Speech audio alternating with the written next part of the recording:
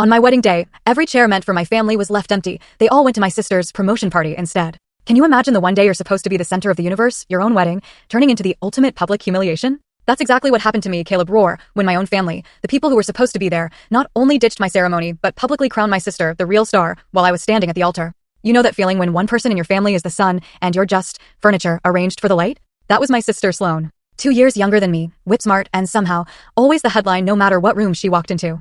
My parents, Diane and Greg, spent most of our childhood narrating Sloane's life, like she was a documentary everyone had to fund.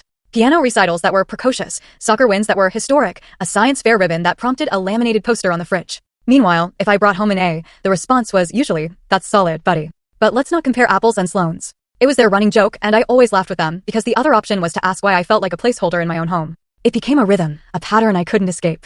Sloane got a driver's license. I shared my car. Sloane got into a good university. I worked extra shifts to help with dorm supplies. Sloane took an internship. My dad called it a career trajectory and actually asked me not to distract her when I visited home. My milestones? They always took up less space because, in a family like mine, attention is a finite resource and Sloane had a lifetime subscription. Then I met Elena. It was 3 years ago, in a coffee shop near my office, the kind of place that believes string lights can fix any problem. She ordered tea and asked the barista how his test went because she remembered he was studying. That was the first thing I noticed about her, how easily she saw people.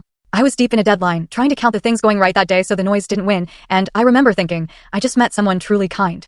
We started talking because she asked if she could share my outlet, then stayed because we both laughed at the exact same line from the person on the phone behind us. Within months, my apartment, which had always felt like a waiting room, started to feel like a home. We built slowly. We made a ritual of Tuesday omelets. We kept an old jar on the bookshelf where we'd fold up little memories and shove them in. Our first road trip sputter, Elena's jacket found by a dog, my first bad haircut of 2023.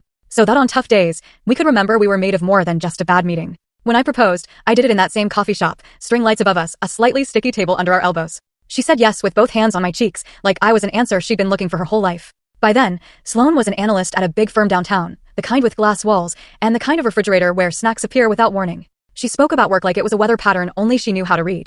It was upside and signals and velocity, words that made my parents nod as if she was reading scripture. When we told my family we were engaged, they congratulated us, but the way my mom's eyes flicked to my sister first was as practiced as breathing. At brunch a week later, Mom said, "We'll have to plan around Sloane's quarter."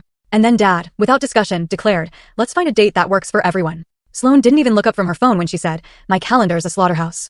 Thursdays are decent." Elena squeezed my knee under the table. We had already put a deposit on a venue for and then, the part that shocked everyone, watch full story.